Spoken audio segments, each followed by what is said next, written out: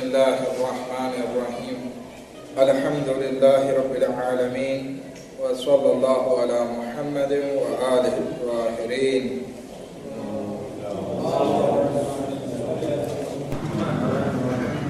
قال الله تبارك وتعالى في كتابه الكريم وقوله الحق. بسم الله الرحمن الرحيم. يا أيها الناس قد جاءتكم موعظة من ربكم وشفاء لما في الصدور وهدى ورحمة للمؤمنين. खुदावंद आलम कुरान मजीद में इरशाद फरमावे છે قد جاءتكم موعظة من ربكم કે खुदावंद आलम તરફથી તમારા ઉપર વાઝ અને નસીહત નાઝિલ થઈ છે અને આ કુરાન શફાઉન લિમા ફિસ સુદૂર કે આ કુરાન જે છે એ શફા આપે છે દિલની બીમારીઓથી.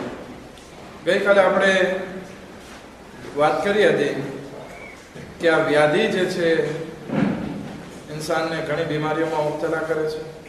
आ व्याधि अगर जो इंसान ने जिंदगी में हो तो इंसान आगळ नहीं वधी शके. અને ત્યાં સુધી આપણે બહેસ પહોંચી હતી કે જ્યાં સુધી બદન સાલિમ હોય અને સિક્યુરિટી હોય તો ઇન્સાનને વ્યાધિ ઓછી આવે છે. બીજી એના પછી વાત કરી હતી કે ઇન્સાનની જિંદગીમાં મુસીબતો નાકામી અથવા કામયાબી આવજાવ કરે છે. દુનિયાના દરેક દિવસો જે છે ઇન્સાનની જિંદગી માટે એક સરખા હોતા નથી. તો એનો મતલબ એમ નથી કે ઇન્સાન જે છે વ્યાધિને પકડી લે અને એના તરફ જ વિચાર કરતો હોય. જરૂરી છે કે આ મુસીબતની સામે પોતાને કંઈક સરખી રીતે લઈ આવે, નારાજ ના થાય, અફસોસ ના કરે, નાઉમ્મીદ ના થાય. આ ગઈકાલની બહેસ હતી એમાં જરાક આપણે વાત કરતા જઈએ ને પછી આપણે આપણી વાતને આગળ વધારીએ. ઇટાલિયાનો એક રિપોર્ટર કહે છે કે મેં આયતુલ્લાહ ખોમેનીને જોયા કે ફ્રાન્સમાં છે ને એરપોર્ટ પર જવા માટે તૈયાર છે, પરંતુ એના ચહેરા ઉપર કંઈ વ્યાધિ નથી, પરેશાની નથી, એકદમ આરામથી છે. એને જઈને પૂછ્યું, એરપોર્ટ ઉપર પહોંચ્યા, અમે પૂછ્યું કે તમે ત્યાં જાઓ છો, ખબર નથી તમને કત્લ કરી દેવામાં આવે, ખબર નથી તમને કેદમાં નાખી દેવામાં આવે, તમે શું અહેસાસ કરો છો? કે કંઈ નહીં, કંઈ અહેસાસ નથી, આરામથી બેઠો છું. તો આ છે ઇન્સાનની જિંદગીમાં મુશ્કેલાત હોય તો ઇન્સાન એ વખતે આરામથી પણ રહી શકે છે. ખરેખર આપણે આજે વાતને આગળ વધારીએ. ઇન્સાનની જિંદગીમાં આ વ્યાધિ આવે છે ક્યાંથી? વ્યાધિનું મૂળ ક્યાંથી છે? આપણે મૂળને જોઈ લઈએ અને એ વસ્તુને આપણે સુધારવા કોશિશ કરીએ, ઘણો ફાયદો આપણને થશે. એમાં એક બે વસ્તુ છે તો એમાં એક વસ્તુ પર આપણે આજે વાત કરશું અને એમાં પણ આજે ઇન્શાઅલ્લાહ 5 નુક્તા છે, 5 પોઈન્ટ્સ છે. સૌથી પહેલું રોઝી છે કે જ્યાં સુધી આપણે ગઈકાલે વાત કરી કે ખુદાવંદ આલમે કુરાન મજીદમાં જે કૌમે સબાની વાત કરી કે એ લોકો પાસે જ્યાં સુધી બદન સાલિમ હતું, રિસ્ક આવતો હતો, સિક્યોરિટી હતી, કઈ પ્રોબ્લેમ નહીં હતો, પરંતુ એ લોકો કુફરાની નહેમત કરવા લાગ્યા. ખુદાવંદ આલમે બે વસ્તુ એને ચખાડી, ડર અને ભૂખ આપી દીધી એ લોકોને. તો એ બધી વસ્તુ એના હાથમાંથી ચાલી ગઈ. તો આપણી પણ જિંદગીમાં જે વધારે પડતી મેજોરિટી જે પ્રોબ્લેમ્સ આવે છે, વ્યાધિનો ઉદ્ભવ જેને કહેવાય, વ્યાધિનું મૂળ જેને કહેવાય, એ છે આ રોઝી બાબતે, રોઝીની તલાશ બાબતે.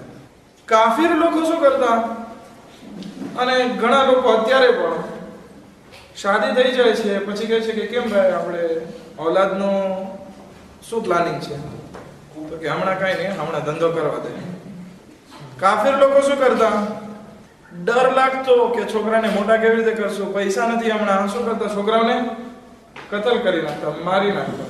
કુરાન મજીદ જે છે ચોખ્ખી આવાજ દીધી લોકોને, લા તક્તુલુ ઔલાદકુમ મિન ખશિયતે ઇમલાક, કે તમે તમારી ઔલાદોને ડરના કારણે કતલ ના કરી નાખો. લા તક્તુલુ, કત્લ ના કરો, રિસ્કના ઝામીન અમે છીએ. અને ખુદાવંદ આલમ સૂરે હુદમાં ચોખ્ખી વાત કરે છે. આ પહેલો નુક્તો છે. મા મિન દાબ્બતિન ફિલ અર્દ ઇલ્લા અલલ્લાહિ રિઝ્કુહા, કે કોઈ મૌજૂદ એવી નથી દુનિયામાં સિવાય કે એનું રિસ્ક અલ્લાહ ઉપર છે. હવે આપણા ઘરમાં ઔલાદ પેદા થાય તો એમ આપણે એમ સમજીએ છીએ કે આપણે એને નિભાવશું, નહીં, એનો રિસ્ક અલ્લાહ ઉપર છે. તો પછી આ બધી બાબત જે છે આપણે વિચાર કરવાની નથી કે ભાઈ હવે શાદી પછી હમણાં તો છોકરાના ઘરે 5-6 વર્ષ જવા દઈએ અને પછી ઓલાદનું કંઈક વિચારશું, ત્યાં સુધી આપણે સરખાતી જઈએ. અગર જો રિસ્કના ડરના કારણે આપણે ઓલાદને ન પેદા કરતા હોય અથવા તો ઓલાદ આવે, દાખલા તરીકે ઓલાદ રહી ગયું, પેટમાં બચ્ચું રહી ગયું, આપણે દવા ખવડાવીને પડાવી નાખીએ છીએ, તો આ પણ એક કત્લ થઈ ગયું ને. ખુદાવંદ આલમ મનાઈ કરે છે કે તમે તમારા ઓલાદને કત્લ ના કરો રિસ્કના ડરથી, કારણ કે રિસ્ક દેવા વાળો ખુદા છે, તમે નથી. તમે ફક્ત મહેનત કરો છો અને લઈ આવો છો. અગર તમે દિવસ રાત મહેનત કરો અને ખુદા રિસ્ક દેવા ના ચાહે તો તમારી તાકાત નથી કે એક પાઈ તમે કમાવી શકો. અને પોસિબલ તમે ઘરમાં બેઠા હોય, ઘર બેઠા જે છે ફોન આવે ને તમારો વેપાર થઈ જાય. આ બધી વસ્તુઓ શક્ય છે, માટે રિસ્કનો ડર મૂકી દો. અત્યારે હિન્દુસ્તાનમાં આપણે જોઈએ, પાકિસ્તાનમાં જોઈએ, સોનોગ્રાફી કરાવે છે. અહીંયા તો અલ્હમ્દુલિલ્લાહ એ બીમારી નથી, ઇન્ડિયામાં તો હદ બીમારી છે. શું કરે છે? સોનોગ્રાફી કરાવે. દીકરી હોય તો કત્લ કરી નાખે કે ભાઈ એનો દહેજનો ખર્ચો, શાદીનો ખર્ચો ક્યાંથી પૂરો પડશે. મોટી થશે એટલે 10 જાતના વાના માંગશે અને દહેજની તૈયારી કરવી પડશે ને ઉપરથી પાછું શરૂ જશે. તો એ ડરના કારણે એને કત્લ કરી નાખે છે, પેટમાં જ મારી નાખે છે. તો આ કુરાન ઈ જમાના માટે પણ વાત કરે છે ને આ જમાના માટે પણ વાત કરે છે કે તમે તમારી ઓલાદને કત્લ ના કરી નાખો. મરહુમ આગે બાફકી કે જેની કબ્ર પણ લગભગ જે છે હઝરત માસૂમાના રોઝાની આસપાસ જ છે. બુઢા માણસ હતા. રઝા શાહનો વખત હતો, ઇન્કલાબ રેવોલ્યુશનની પહેલાની વાત છે.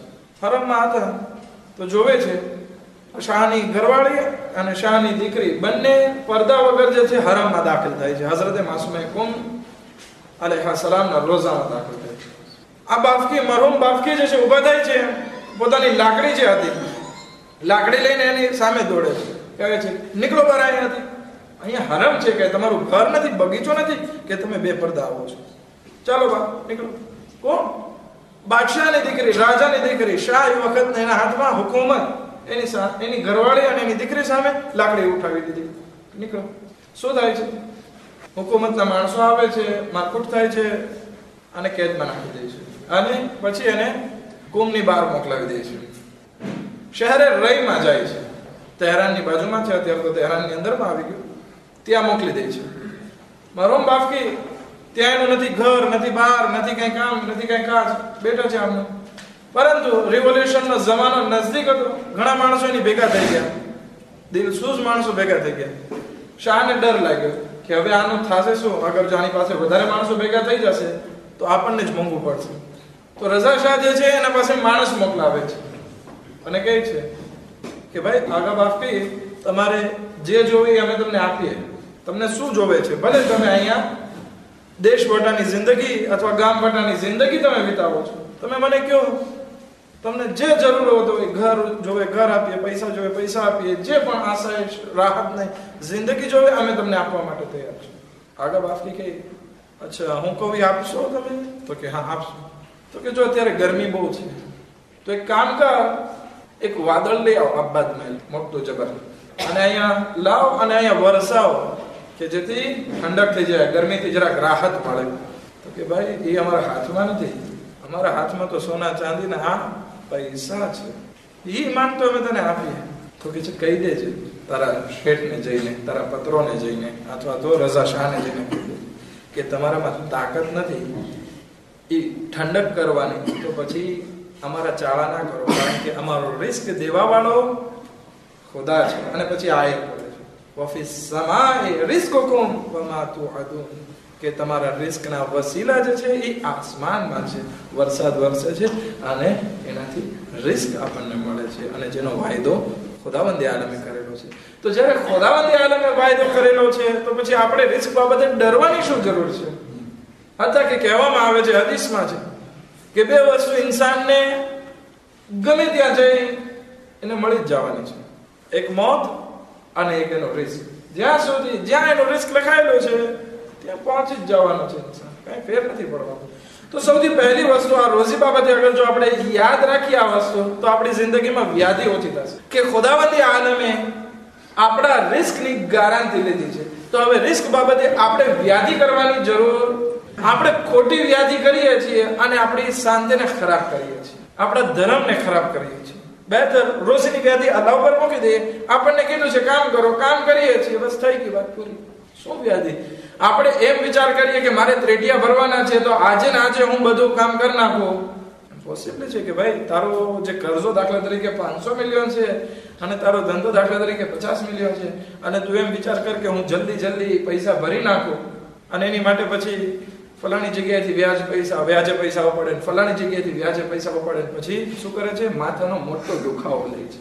અરે ભાઈ ખુદા રાઝિક છે, તું ખોટી વ્યાધિ ના કર. તને ખુદાએ રિસ્ક તારા માટે લખી નાખ્યું છે, એ તને મળી જવાનું છે. શું કામ મોટી માથાકૂટ કરે?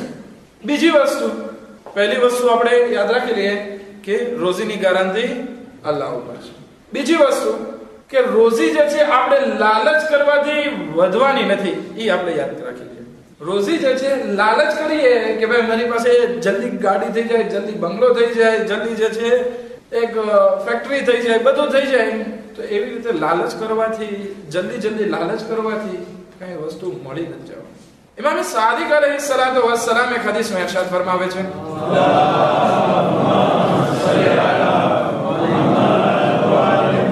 ઇન કાન અર-રિઝ્કુ મક્સૂમા ફલ-હિર્સુ લિમાઝા, કે અગર ખુદાવંદ આલમે તમારી રોજીને નક્કી કરી રાખેલી છે તો પછી લાલચ શા માટે?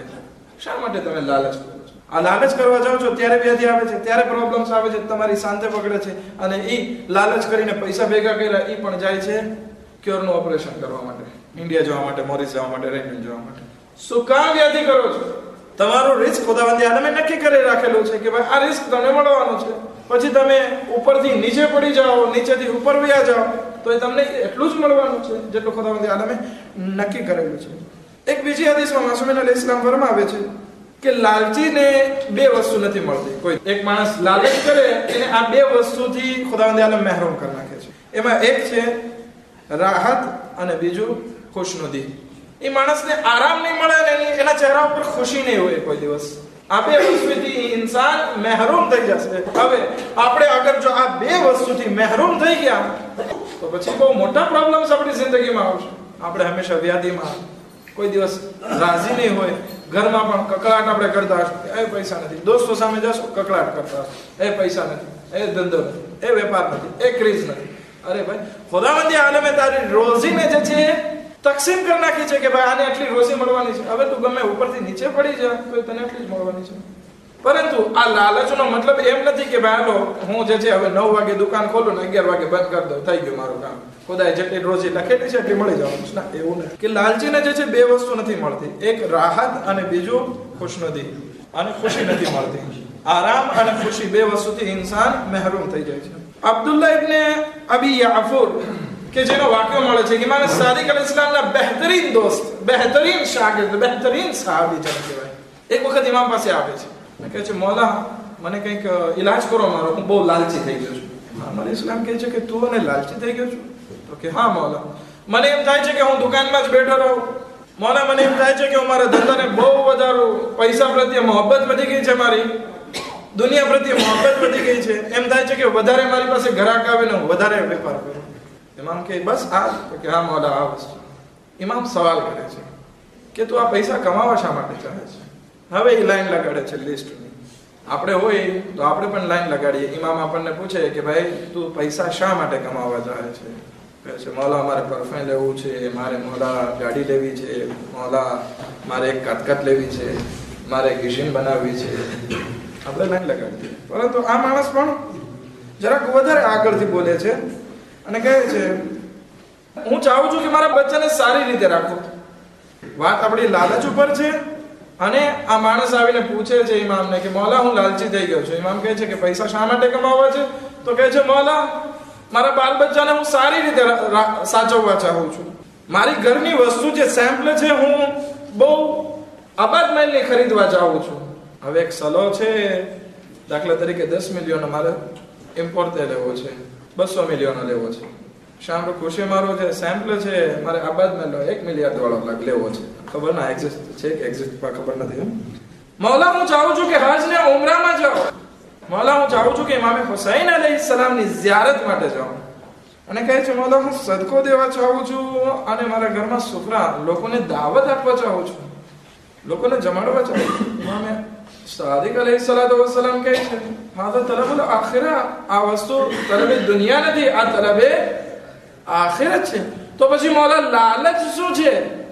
લાલચ શું, કઈ વસ્તુનું નામ છે? આપણે એમ કહીએ છીએ કે ભાઈ આપણે તો આ જિંદગીમાં આ જ બધી વસ્તુ કરીએ છીએ, આપણને સારી એવી બંગલો ખપે, સારી એવી ગાડી ખપે, સારી એવી છોકરી ખપે, સારા એવા બધા ઘરના મટીરિયલ ખપે, બધી વસ્તુ સારી ખપે. હજમાં જવું જ કોની ઉમેદ ના હોય, કોની ઉમેદ ના હોય કે કરબલાની ઝિયારત કરવા માટે ના જાય.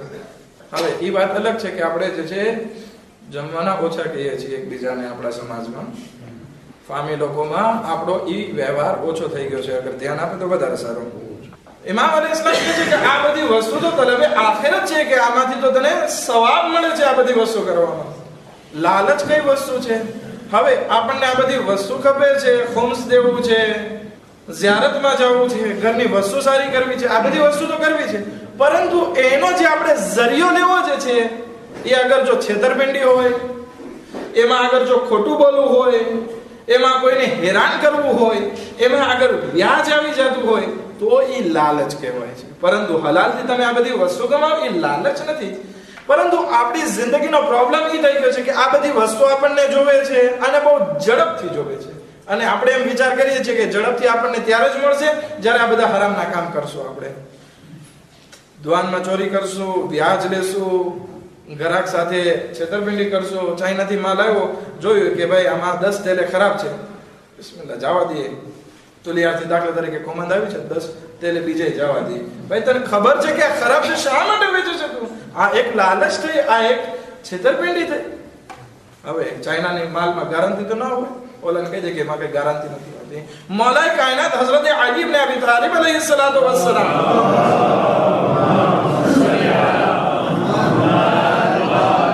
કૂફાના બાજારમાં આવે છે. મૌલાએ કાયનાત ખલીફા છે, જાહેરમાં ખિલાફત છે એના હાથમાં આવે છે અને કહે છે, કોને કહે છે? બધા વેપારીઓને. અહીંયા પણ લગભગ બધા વેપારી બેઠા છે. યા માશરત તુજાર, એ વેપારી લોકો, તબરકુ બિસહુલા, કે તમે તમારા માલમાં, તમારા ધંધામાં, તમારા વેપારમાં બરકત લાવો, સહુલત આપવાથી તમારા ગ્રાહક સામે તમે કડક ના થાઓ. અગર કંઈક માલ આપણે દીધો છે, બગડી ગયેલો છે, રિપ્લેસમાં લઈ લો, કઈ પ્રોબ્લેમ નથી. તમે જરાક રાહત આપશો, ખુદા તમને બરકત આપશે. અને બરકત પણ આપણે જોઈએ છીએ કે એક માણસ ફૂલ કડક હોય, આપણે ખરાબ માલ મોકલી દીધો, દાખલા તરીકે સારા માલ અને ખરાબ માલ મેલાન્સ કરીને મોકલી દીધો. હવે આપણા પાસે જોવે છે કે ભાઈ આનો માલ અડધો ખરાબ નીકળ્યો, આપણી પાસે ફોન કરે છે, વાત કરે છે, તો કે એમાં ગેરંટી ના હોય, જવા દે, અમે કઈ જવાબ ના દઈએ. આવું અગર જો ખતરનાક રીતે આપણે અગર જો લીધું, કડક લીધું, એ ગ્રાહક આપણી પાસે બીજી વાર આવવાનો છે? નથી આવવાનો. હવે એ આપણી પાસે ઉધારમાં લઈ ગયો છે, ક્રીઝનો વખત છે, આપણે જરાક રાહત આપીએ કે ભાઈ વાંધો નહીં, આ મહિને પેમેન્ટ નથી કરી શકતો તો આવતા મહિને કરી દેજો. જરાક રાહત આપીએ, બરકત આપણી પાસે જ આવવાની છે. અગર જો આપણે કડક રહ્યા તો પછી પ્રોબ્લેમ કોને છે? બરકત આપણા માલમાંથી ઉઠવાની છે. મૌલાએ કાયનાત કહે છે, આઈ માશરત તુજાર, આઈ વેપારી લોકો, તમે તમારા ગ્રાહક સાથે તમારા વેપારમાં જરાક સહુલત આપો, જરાક આસાની આપો, કે જેથી ખુદાવંદી આલમ તમને તમારા વેપારમાં બરકત ઇનાયત ફરમાવે. તો આ બે વસ્તુ થઈ. પહેલી વસ્તુ કે રોજીની ગેરંટી ખુદાવંદી આલમે લીધી છે. બીજી વસ્તુ, રોજીમાં તમે લાલચ કરશો તો રોજી વધવાની નથી. હવે લાલચ કોને કહેવાય? કે જેમાં છેતરપિંડી હોય, જેમાં દગાબાજી હોય, જેમાં વ્યાજ હોય, જેમાં હરામના ધંધા હોય, એ બધી વસ્તુ લાલચમાં આવે છે. બાકી આપણે બધું એક વસ્તુ હલાલ તરીકાથી કમાવા ચાહતા હોય, હજમાં જવા ચાહતા હોય, એ માટે પૈસા ભેગા કરતા હોય, બાલ બચ્ચાઓને સરખી રીતે રાખવા ચાહતા હોય, તો એ લાલચ નથી કહેવાતી. લાલચ ત્યારે કહેવાય છે કે આપણે એ પૈસા હાસિલ કરવા માટે રસ્તો બીજો ઇખ્તિયાર કરીએ. ત્રીજી વસ્તુ આપણી જિંદગીમાં કે જે વ્યાધિ લાવે છે, આપણે ટાઈમ ટેબલ નથી હોતું. ટાઈમ ટેબલ એટલે કે પર એતાપ કહે છે ને, પર એતાપ નથી હોતી આપણી જિંદગી. આ પર એતાપ ના હોવું, આ ટાઈમ ટેબલ ના હોવું, એના હિસાબે પણ આપણને બહુ વ્યાધિ આવે છે. એક હદીસ આપણે લઈએ કે જેમાં રસૂલે ખુદા સલ્લલ્લાહુ અલૈહિ વસલ્લમ ફરમાવે છે,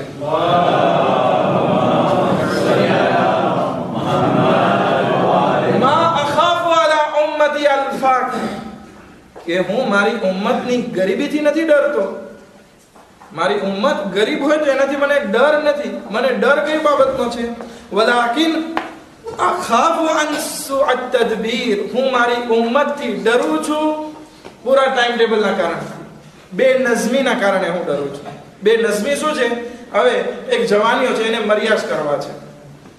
હવે પહેલેથી કોન્ટ્રાક્ટમાં હોય એટલે વાત થઈ ગઈ હોય કે આપણે મરિયાસ કરીએ એટલે પહેલા જ તે આપણે આ બાદ સલો ખપશે, આ બાદ શામ્ર ખુશે ખપશે, આ બાદ બધું જે છે ઇમ્પોર્ટેડ વસ્તુ ખપશે, ઇમ્પોર્ટાસિયો વસ્તુ ખપશે. હવે એ ખર્ચો કેટલાનો થઈ જાય? Minimum 500 million. દાખલા તરીકે ઘરની વસ્તુ, આ બાદ ઘરનું ભાડું, નાનથી બધું, ઘર પોતે પાઘડી બધું જે દેવાનું હોય દેતા 500 મિલિયનનો ખર્ચ. હવે શાદીની રસ, શાદીમાં પણ આપણે તંગડી ઊંચી રાખવી છે ને. માસીને એક સેટ દેશું, ચાચીને એક સેટ દેશું સોનાનો, ભાભીને એક આ દેશું, બેનને એક આ દેશું, એટલે એ ખર્ચો થઈ ગયો 1 મિલિયનનો. છોકરી બાપને કહે કે મારે અહીંયાથી કાંઈ વસ્તુ નથી લેવી, મારે પંજાબી લેવા છે. ક્યાંથી લેવા છે? મુંબઈથી. એટલે અહીંથી ટિકિટનો ખર્ચો કરીને જાય. કેટલાની ટિકિટ? 10-12 મિલિયનની ટિકિટ.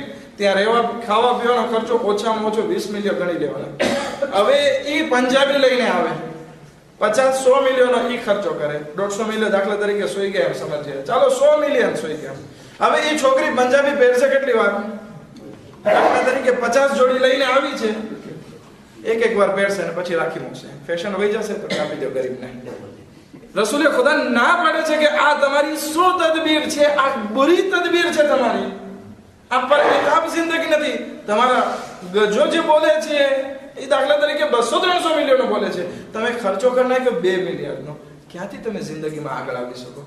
તમારા માટે જરૂરી છે કે તમે ટાઈમ ટેબલ જુઓ, તમારા ખીચાને જુઓ કે મારી પાસે અત્યારે શાદી કરવા માટે કેટલાનો ખર્ચો છે? 200 મિલિયન. જરૂરી નથી એટલા બધા ડ્રેસ અત્યારે લઈ લેવા. જરૂરી નથી કે આપણે ફામીને બધાને ખુશ કરવા. અગર જો આપણે નહીં દીધું ને નારાજ થશે, કેટલા વખત નારાજ રહેશે? 1 દિવસ, 2 દિવસ. કહી દઈએ કે મારા પાસે પૈસા નથી, માફ કરજો. તમારી ઇજ્જત અમારી સર આંખો ઉપર, પરંતુ અત્યારે મારા પાસે પૈસા નથી કે હું તમને દઈ શકું. માફી માંગી લે, શું પ્રોબ્લેમ થઈ ગયો? કહે છે બહેતરીન શાદી એ છે કે જેમાં સાદાઈથી પતાવવામાં આવે. આપણી જિંદગીમાં પ્રોબ્લેમ એ છે. હવે એક માણસ દુકાન ખોલે છે, મારે દુકાન ખોલવી છે, પહેલેથી મારે બધું ફર્નિચર ને આન તેન બધું ફર્સ્ટ ક્લાસ જોવે, ભલે પછી ધંધો હાલે કે ના હાલે. આ ખોટી વસ્તુની આશા જે છે અથવા એક જાહો જલાલી જે છે એ ઇન્સાનને ખાલી કરી નાખે છે. એટલા માટે તો આપણે કહેવામાં આવે છે કે અગર અય્યાશીથી જિંદગી જીવવામાં આવે તો રજવાડા ખાલી થઈ જાય. રજવાડું કોને કહેવાય? ગુજરાતીનો શબ્દ છે, કોઈ કહેશે? બાદશાહનો રાજાશાહી. અગર રાજાશાહીથી જીવન જીવવામાં આવે અય્યાશી સાથે તો એ ખાલી થઈ જશે. એક વાક્ય આવે છે, પેલા એક હદીસ લઈ લઈએ આપણે. અલ કલીલ મઅ તદબીર ખૈરુન મિન કથીર મઅ તબધીર. મને લાગે છે જાહેરમાં રસૂલે ખુદાની છે હદીસ છે કે ઓછું પ્રોગ્રામિંગ સાથે હોય એ બહેતર છે. ઓછું હોય પ્રોગ્રામિંગ સાથે એ વસ્તુ બહેતર છે કે જાજુ હોય પ્રોગ્રામિંગ વગર હોય અને જાજુ હોય. ખોટી વસ્તુ છે. આપણી પાસે એમ વિચાર કરીએ કે બહુ અત્યારે 10-15-50 મિલિયન પડ્યા છે તો હું બિસ્મિલ્લાહ ખર્ચ કરું, આ કરું, તે કરું, ફલાણું કરું. રસૂલ ખુદા મનાઈ કરે છે કે આ જે છે ઇસરાફ થઈ જાય છે ને, આ ખોટી વસ્તુ છે. એક પારસાઝાદે નામનો એક છોકરો હતો, યતીમ હતો. એના 2 ચાચા બહુ પૈસાવાળા. એ 2 ચાચાને પણ કોઈ औलाद નહીં અને ઇત્તફાકન એક જ વર્ષમાં 2 ચાચા ગુજરી ગયા. બધો વારસો મળ્યો આ પારસાઝાદેને. હવે પારસાઝાદે અત્યાર સુધી કોઈ દિવસ દોલત એટલી બધી જોઈ નહોતી, એક સાથે એટલું ખર્ચ કરી છે. ઉડાવ ખર્ચ છે, ગુનામાં વાપરે છે, નાઇટ ક્લબમાં જાય અથવા તો ફલાણી જગ્યાએ જાય, ફલાણી જગ્યાએ બહુ મોટા ખર્ચા. હઝરત અલી અલૈહિસ્સલામ, વાક્યને રોકું છું ને, એક હદીસ તમારી સમક્ષ રજૂ. હઝરત અલી અલૈહિસ્સલામ કહે છે કે બીજા લોકોની મોંઘી વસ્તુને તમે સસ્તામાં લઈ લો, અથવા તો શબ્દો ફેરવીને કહીએ, મારા શબ્દોમાં કહું કે બીજાની મોંઘામાં મોંઘી વસ્તુને મફતમાં લઈ લો. એ કેવી રીતે મળે? કોઈ કહેશે શું વસ્તુ છે? એક્સપિરિયન્સ બહુ મોંઘો છે. જે માણસે એક્સપિરિયન્સ કર્યો છે એ બહુ મોંઘો છે. શૈતાને એક્સપિરિયન્સ કર્યો તકબ્બુરનો. આપણે શૈતાન જે એક્સપિરિયન્સ છે એને બહુ મોંઘો પડ્યો, અલ્લાહની બારગાહમાંથી ફેંકાઈ ગયો, જે બધી ઇબાદત કરી હતી એ બધી નાબૂદ થઈ ગઈ.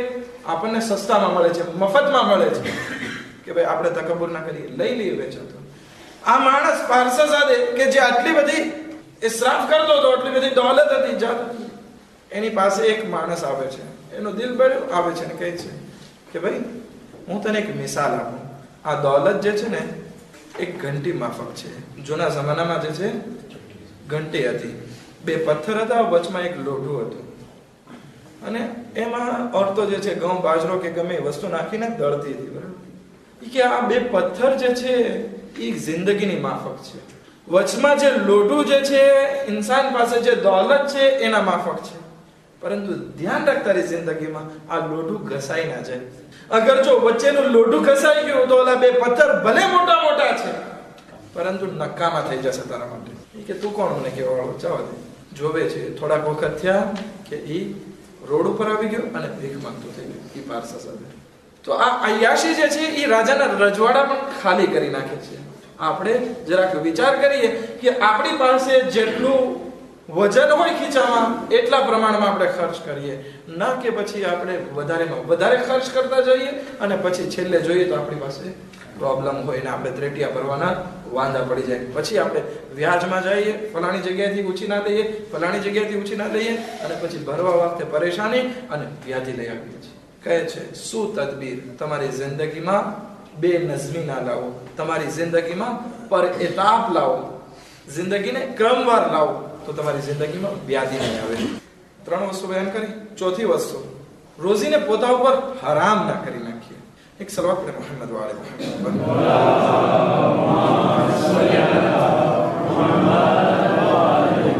ઘણી વખત ખુદાવંદી આલમે આપણા માટે રોજી લખેલી છે એ આપણને મળીને રહેવાની છે, પરંતુ ઘણી ઉતાવળના કારણે આપણે એ રોજીને હરામ કરી નાખીએ છીએ. હવે જ્યારે આ રોજી હરામ થઈ જાય છે આપણા ઉપર એટલે પછી બરકત નથી હોતી, આરામ નથી હોતો અને પછી વ્યાધિ આવે છે. વ્યાજ, ચોરી, કપટ, શું આ બધું આપણા માટે તકદીરમાં લખેલું છે? આપણને રોજી મળવાની છે, પરંતુ ખુદાએ એ વસ્તુ આપણા માટે મુકદ્દર કરી છે કે તું વ્યાજ લઈશ તો તારા જિંદગીમાં બરકત થશે, તું ચોરી કરીશ તો જ તને રિસ્ક મળશે. શું ખુદાએ આવું બધું લખેલું છે? ના, ખુદાએ એ બધી વસ્તુ નથી લખેલું, પરંતુ આપણે જરાક ઉતાવળ કરી એ વસ્તુ જે હલાલથી મળવાની હોય છે એ આપણે હરામથી લઈએ છીએ. રોજીના 2 પ્રકાર છે. એક સલાવત પડે મોહમ્મદ વાલે મોહમ્મદ.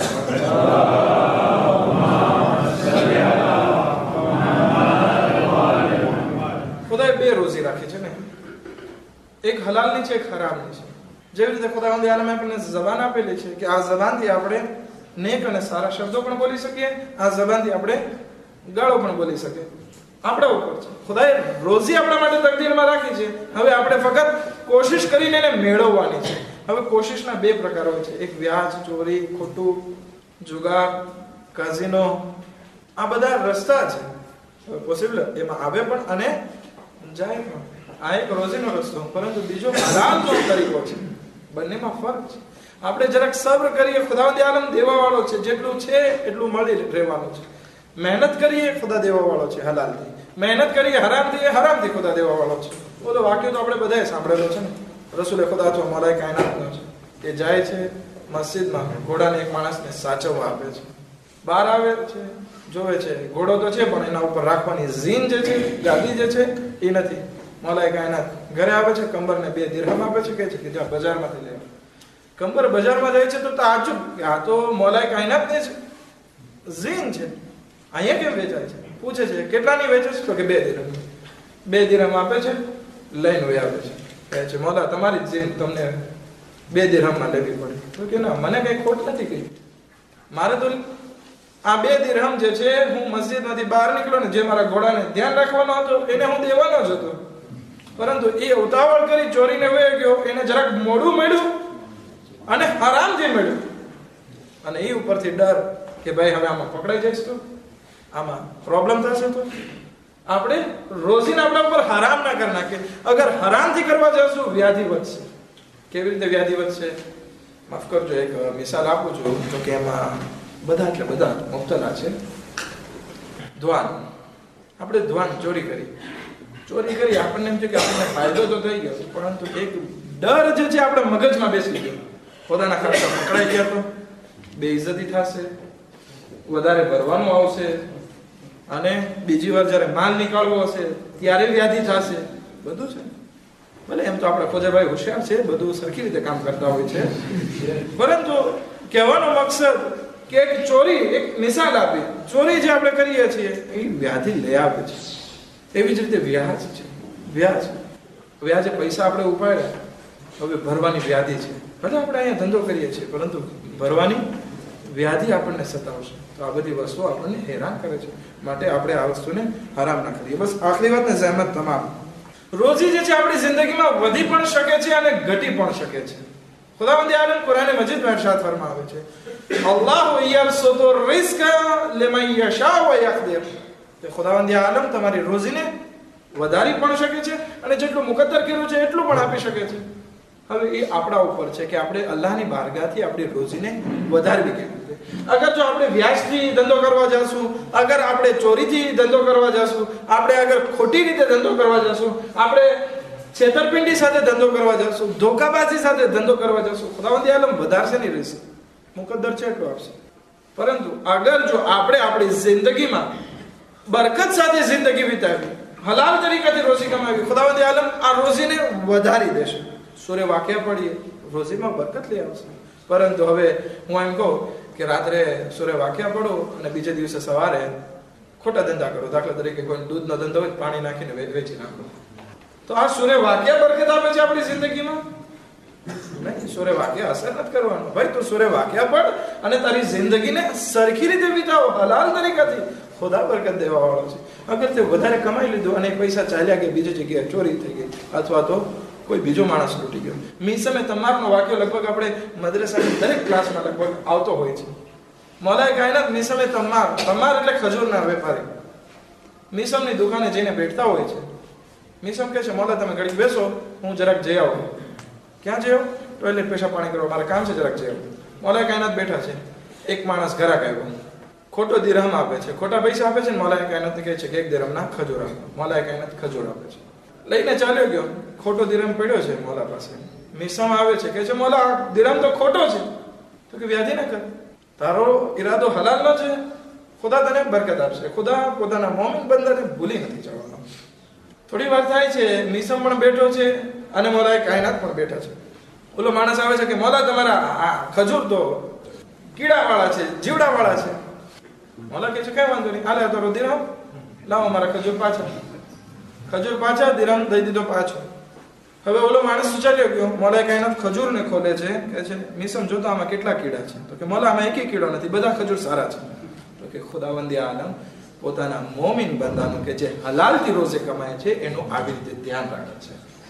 હવે ખુદાવંદી આલમની બારગાહથી આપણે બરકત જોવે છે, આરામ જોવે છે, રાહત જોવે છે, રોજીમાં વધારો જોવે છે, તો હલાલથી રોજી કમાઈએ. ખુદાવંદી આલમ એવો બાદશાહ છે કે જેનો ખજાનો કોઈ દિવસ ખૂટવાનો નથી.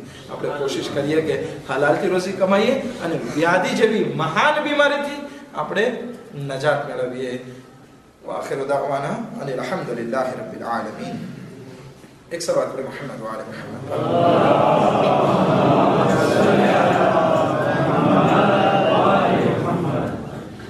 પરંતુ એનો મતલબ એમ નથી, આખરી વાત કહેતો જાઉં કે જેથી આપણને આ ટોપિક આવતીકાલે ના સતાવે કે તમે ધંધો કમાઓ પરંતુ ખોટ જાય અથવા તો મન ના થાય, થાકી જાઓ, એના કારણે ધંધો કરવાનું છોડી ના દો.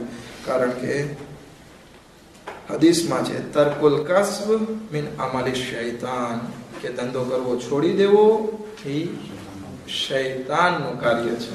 કારણ કે પછી ધંધો છોડી દેશો એટલે પછી શૈતાન આપણને બધા નખરા સુજાડશે. ફિતના પણ સુજાડશે, ગીબત પણ સુજાડશે, હસદ પણ સુજાડશે, બધું.